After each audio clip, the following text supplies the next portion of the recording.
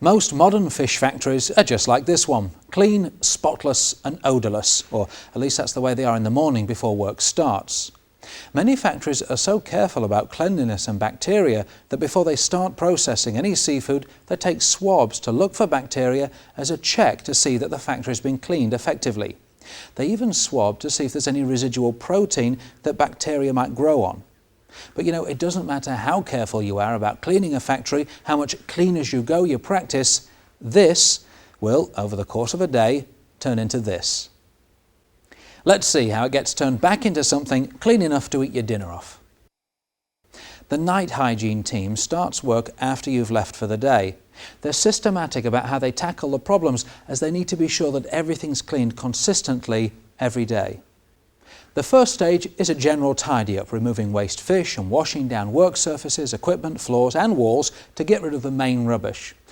Cold water and hard work are the key ingredients at this stage. Equipment will need to be dismantled and moved about to expose all the nooks and crannies in which dirt can accumulate. Now, some areas may need a little bit more attention to get them ready for the next stage, which is usually a general application of a residual foam detergent or sanitizer.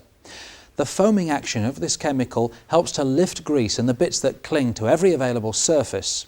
The foam's used to clean the walls, fish boxes, equipment, boards and almost every other thing in the factory.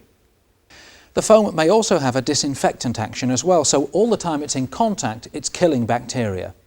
Now, whether it's a detergent or sanitizer being used, there comes a time to rinse it off, and rinsing can be gentle or it can be vigorous, but it must be thorough. A combination of pressure washing followed by a gentle rinse down is a very effective approach. Now, in theory, you should now have a very clean factory, but the only way to be sure is to inspect it visually and then repeat the process anywhere you think it hasn't been effective. For some factories, that's the end of a simple overnight clean, but for many, the use of a food-safe residual disinfectant is essential. This will coat all of the food contact surfaces and ensure that bacteria are unable to multiply or even survive in the hours between cleaning and the start of your working day. All of the equipment has to be put back together and back in place, although often that isn't done until just before the start of the shift.